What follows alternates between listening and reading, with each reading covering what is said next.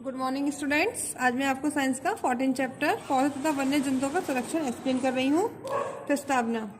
संरक्षण का मुख्य उद्देश्य सुरक्षा करना है। प्राकृतिक संसाधनों का ठीक प्रकार से उपयोग करना ही संरक्षण कहलाता है। इसलिए उनका उपयोग ठीक प्रकार से और कम करना चाहिए, जिससे वातावरण को हानि न पहुंचे। प्राकृतिक स्रोत वे पदार्थ जो प्रकृति में वातावरण द्वारा स्थापित होते हैं, मनुष्य द्वारा इनका उपयोग किया जाता है। भविष्य के लिए योजना बनाना भी संरक्षण का एक हिस्सा है। विलुप्त तथा संरक्षण की आवश्यकता। पृथ्वी पर जीवन की उत्पत्ति के पश्चात संख्य पौधे और जंतुओं ने इस पर जन्म लिया है। उनमें से कुछ प्रजातियां आज भी जीवित हैं और कुछ प्रजातियां विलुप्त हो गई हैं और विलुप्त होने की कगार पर हैं। विलुप्त वह प्रक्रिया है जिसमें किसी प्रजाति का अस्तित्व समाप्त हो जाता है, मतलब है बिल्कुल खत्म हो जाता है। विलुप्त होने के कारण वे बदलते हुए वातावरण के अनुसार अपने आप को अनुकूलित नहीं कर सकते हैं, क्योंकि वातावरण हमेशा बदलता रहता है। बहुत से जानवर अपने आप को मौसम के अकॉर्डिंग अपने आप को नहीं ढाल पाते हैं, तो क्या हो जाते हैं, वो मर जाते हैं। नदियों की धारा बदलने के कारण, पर्वत श्रृंखलाओं के बढ़ने के कारण, वातावरण के गर्म अथवा ठंडा होने के कारण भी बहुत से जंतु क्या होते हैं, मर जाते हैं। कुछ बड़े प्राकृतिक बदलाव जैसे वातावरण में बदलाव बहुत लंबे समय से होते हैं। किसी भी प्रजाति को नष्ट होने में सैकड़ों, हजारों, लाखों वर्ष लग जाते हैं, किंतु मनुष्य ने वातावरण में कुछ बदलाव ऐसे किए हैं जिनके कारण बहुत सी प्रजातियां इस बदले हुए वातावरण के अनुसार अपने आप को ढालने में असमर्थ हो गई हैं। कुछ प्रजातियां विलुप्त हो गई हैं और कुछ विलुप्त होने की कगार पर हैं। संरक्षण का मुख्य उद्देश्य लुप्त हो रहे पौधों, पशुओं की प्रजातियों को विलुप्त होने से बचाना है, क्योंकि विलुप्त प्राकृतिक घटना है, इसलिए समस्त प्रजातियों को नहीं बचाया जा सकता है। इसलिए वैज्ञानिकों ने उन प्रजातियों को संरक्षित करने की योजना बनाई है जो मनुष्य की गतिविधियों के कारण विलुप्त होने वाली हैं। जैसे बहुत से मनुष्य जानवरों को मार देते हैं उनके शरीर के अंगों को पाने के लिए, जैसे घड़ियाल को उनकी स्किन पाने के लिए, गैंडे को सींग के लिए, हाथी को दांत उनके दांतों के लिए। ठीक है, तो हम कुछ योजना बना के उनको हम बचा सकते हैं। पौधों के लिए संकट। वैज्ञानिकों ने आंकड़ों द्वारा अनुमान लगाया कि आज के समय में जितने पौधे ज्ञात हैं उसका 10वां हिस्सा विलुप्त होने की कगार पर है। इसके अनुसार 20,000 प्रजातियों के विलुप्त होने की पूर्ण संभावना है।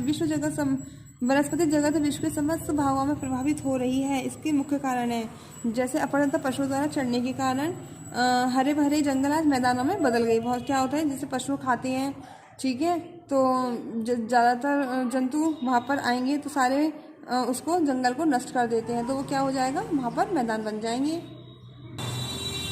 फार्म हाउस तथा शहरों के लिए भूमि की आवश्यकता के लिए पेड़ पौधों को काट दिया जाता है और बहुत से पौधे जानवरों द्वारा कुचल दिए जाते हैं। ठीक है, तो इस प्रकार क्या होता है, बहुत सी प्रजातियां विलुप्त होने के कगार पर पहुंच गई हैं। पौधों के संरक्षण की आवश्यकता उपाय।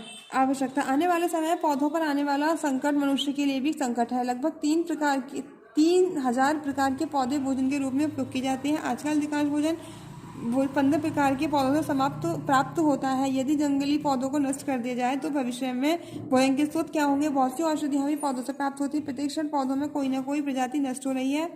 इसके साथ साथ मानव जीवन जाति के लिए भोजन और औषधियों के स्रोत भी नष्ट होते जा रहे हैं। उपाय। पशुओं द्वारा चरने को रोकना। वनोत्थापन मीन्स पेड़ पौधे लगाना। विवेकपूर्ण तरीके से वृक्ष की कटाई। जहाँ तक हो सके कम से कम पौधे काटना, जितने हमें ज़रूरत हो उतने ही पौधे हमें काटना चाहिए। वन संरक्षण मतलब वनों की देखभाल करना और वनों में पौधे लगाना। ठीक है। वानस्पतिक उद्यान। दुर्लभ प्रजातियों की रक्षा के लिए वनस्पति उद्यानों को बनाना चाहिए जहाँ पर दुर्लभ प्रजातियों का विकास हो सके। वन्य जीवों के लिए संकट। वन्य जीवों के लिए संकट निम्न प्रकार से है। बढ़ती हुई जनसंख्या के कारण मनुष्य जंगलों को नष्ट करके रहने के लिए भूमि बना लेते हैं और बहुत से जानवरों को उनके अंगों के लिए मार देते हैं, जैसे हाथी को उनके दांतों के लिए, गैंडों को उनके सींग के लिए मार देते हैं। ठीक है। मनुष्य द्वारा शिकार किए जाने से भी वन्य जीव विलुप्त होते जा रहे हैं। पेड़ पौधों की कटाई से जंगल समाप्त होते जा रहे हैं और उसमें रहने वाले वन्य जीवों के वासस्थान भी खत्म होते जा रहे हैं और भी विलुप्त होते जा रहे हैं। वन्य जीवों के संरक्षण के उपाय। नंबर, मनुष्यों का सहयोग।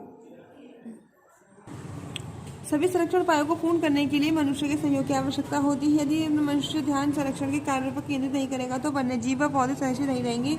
विश्व सुरक्षा संगठन ने सुझाव दिया है कि मनुष्य द्वारा पौधे और वन्य जीवों का उपयोग बुद्धिमत्ता करना चाहिए। विकास और संरक्षण दोनों ही हमारे जीवित रहने के लिए आवश्यक है। जागरूक लोग, पौधों तथा वन्य जीवों के महत्व के बारे में लोगों को जागरूक करना भी संरक्षण का ही एक भाग है।